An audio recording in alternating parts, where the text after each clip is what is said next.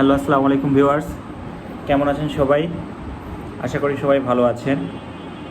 আমি doctor Imran Morshed, resident of surgical oncology, BSMMU phase A and medical officer of উপজেলা health complex Singra.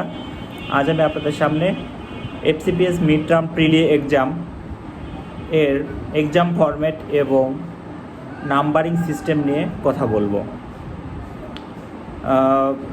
অতি সম্প্রতি BCPS তাদের ওয়েবসাইটে প্রকাশ করেছে এফসিপিএস মিড টার্ম প্রিলি এক্সাম ফরম্যাট এবং মার্কস ডিস্ট্রিবিউশন নিয়ে। যদিও সিলেবাস এখনও প্রকাশিত হয়নি, আশা করি সিলেবাসটি অতি শীঘ্রই আপনাদের সামনে উপস্থাপিত হবে। আর আপনারা সবাই জানেন, এখন একটি অতি পরিচিত নাম এফসিপিএস মিড টার্ম প্রিলি এক্সাম। 5 বছরের কারিকুলামে 2 ইয়ার্স কোর ট্রেনিংয়ের পরে মিড টার্ম প্রিলি এক্সাম দিয়ে আপনাকে পরবর্তী ট্রেনিংয়ে অংশগ্রহণ করতে হবে বা আপনার সাব স্পেশালিটিতে কনভার্ট করতে পারবেন। তো কথা না বাড়িয়ে চলেন শুরু করি এফসিপিএস মিড টার্ম প্রিলি এক্সামের এক্সাম ফরম্যাট এবং মার্ক ডিস্ট্রিবিউশন নিয়ে, যেটা প্রকাশিত হয়েছে সেটার বিশ্লেষণ নিয়ে।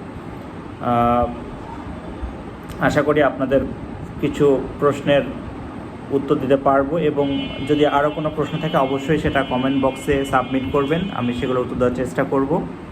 ভিডিওটি শেষ পর্যন্ত দেখতে থাকুন।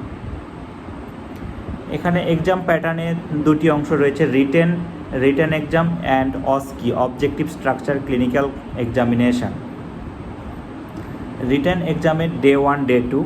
ডে 1-এ সিঙ্গেল বেস্ট কোশ্চেন 50, 2 মার্কস করে 100 কোশ্চেন, এবং ডে 2-তে short answer question 20 questions, 5 marks করে 100। পাস রেট 60%, দুটা মিলায় হবে। এখানে সিঙ্গেল বেস্ট নিয়ে কথা বলতে চাই। প্রথমেই আপনারা এফসিপিএস পার্ট 1 এক্সামে সিঙ্গেল বেস্ট অ্যান্সার পরীক্ষা দিয়ে আসছেন। সেখানকার থেকে এখানকার সিঙ্গেল বেস্ট কোশ্চেন যে একটু ভিন্নতর হবে, এটাই স্বাভাবিক। এখানে অবশ্যই ক্লিনিক্যাল কোশ্চেন থাকবে এবং বিভিন্ন সিনারিও, বিভিন্ন ডাটা ইন্টারপ্রিটেশান বা আরও অনেক তথ্য দিয়ে কোশ্চেনগুলো করা হবে। মোস্ট প্রবাবলি আপনারা এমআরসিএস বা এমআরসিপির যে সিঙ্গেল বেস্ট কোশ্চেনে পরীক্ষা হয় সেটা ফলো করতে পারবেন, যদিও এখনও সিলেবাস প্রকাশিত হয় নাই, তবে আপনারা ফলো করবেন এগুলোই। এবং ডে 2-এর কোশ্চেনে শর্ট অ্যান্সার কোশ্চেনের কথা বলা হয়েছে 20টি, 5 মার্ক করে 100 মার্কস। এটা নিয়ে কথা বলতে চাই। প্রথমে রেসিডেন্সি প্রোগ্রামের ফেজ এ ফাইনাল এক্সামের যে রিটার্ন কোশ্চেনের পরীক্ষা হয় শর্ট কোশ্চেন অ্যান্সারে, এইরূপ কোশ্চেনেই পরীক্ষা হবে, শর্ট অ্যান্সার কোশ্চেন। যদিও সেখানে শুধুমাত্র ফেজ এ ফাইনালে শুধুমাত্র জেনারেল সার্জারি বা মেডিসিনের শুধুমাত্র জেনারেল পোর্শন থেকে কোশ্চেনগুলো করা হয়ে থাকে। বাট মিড টার্ম প্রিলি এক্সামের সিলেবাসটা কতটুকু থেকে কোশ্চেন হবে সেখানে বলা নেই, এখনও প্রকাশিত হয় নাই, যেটা আপনারা সিলেবাস প্রকাশিত হলেই বুঝবেন।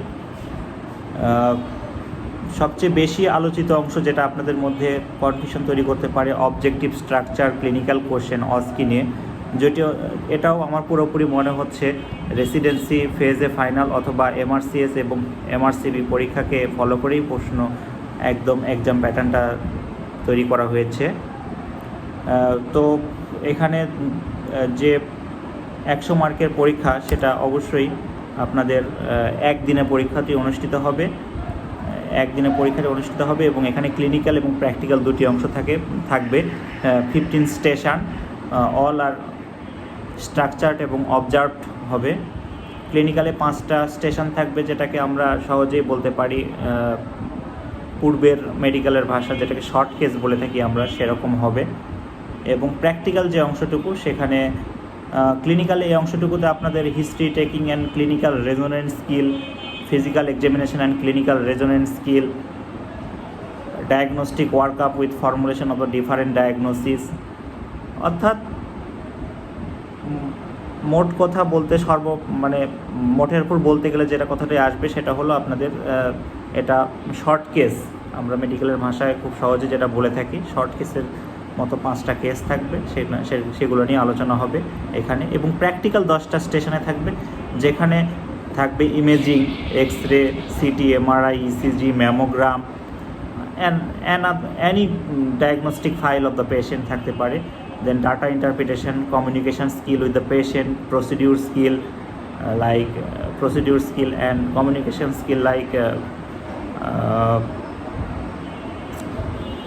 pre-operative counseling or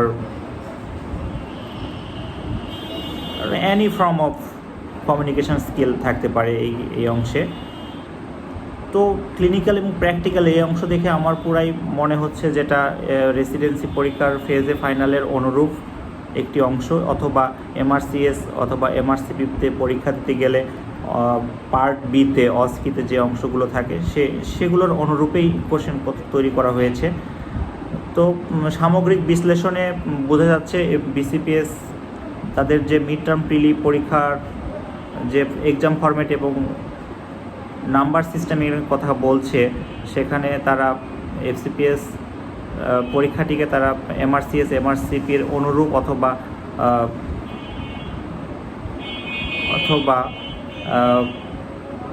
রেসিডেন্সি প্রোগ্রামের ফেজে ফাইনালের অনুরূপকেই ফলো করছে। যদিও সিলেবাস এখনও প্রকাশিত হয়নি, সিলেবাসটি প্রকাশিত হলে আপনাদের সম্যক ধারণা আরও ক্লিয়ার হবে। তো অনেকেই বলতে পারেন এই সিস্টেমে পাস করা সহজ হবে না কঠিন হবে। কথা 2 বছর পরে কোর ট্রেনিংয়ের পরে আপনাদের মেইনলি এই অংশটুকু যেখানে যা দেখা হবে সেটা হলো ক্লিনিক্যাল ওরিয়েন্টেশন। ক্লিনিক্যাল আপনার ওয়ার্ডে কেমন কাজ করেছেন, পেশেন্ট ওরিয়েন্টেশন কেমন ছিল, এই বিষয়গুলোই মেইনলি ফোকাস করা হবে পরীক্ষায়। তো ক্লিনিক্যালি খুব বেশি ওরিয়েন্টেড থাকলে patient examination, bedside routine examination, basic surgical skill, then data interpretation, then counselling of the patient, এগুলো যে যত বেশি ওয়ার্ডে এক্সপোজার হবে তার পাস করার সম্ভাবনা তত বেশি বেড়ে যাবে বা পরীক্ষার প্রিপারেশন ততই ভালো হবে। একটা ইন্টারন্যাশনাল স্ট্যান্ডার্ড পরীক্ষার যেভাবে বাইরের দেশগুলোতে যেভাবে হয়, বাংলাদেশেও বিসিপিএস বা রেসিডেন্সি প্রোগ্রামও সেই দিকে এগিয়ে যাচ্ছে, যেটা আসার কথা। আমাদের অন্য পরীক্ষার প্রিপারেশান নিতে আশা করি সামনে আরও সুবিধা হবে। এক প্রিপারেশানে অনেকগুলো পরীক্ষা আমরা কভার করতে পারবো। সবগুলো পরীক্ষার প্রিপারেশান মোটামুটি একই দিকে আগাচ্ছে। বিসিপিএস তাদের যে লং কোশ্চেন রাইটিং সেইখান থেকে আস্তে আস্তে বের হয়ে আসছে, যেটাকে আমরা সাধুবাদ জানাই। If you have any question, please put it in the comment box, and if you like the video, please like, comment or share. And if those who have subscribed the channel, thanks, and those who have not yet subscribed channel, please subscribe the channel. Thanks everybody for watching. Thanks everyone.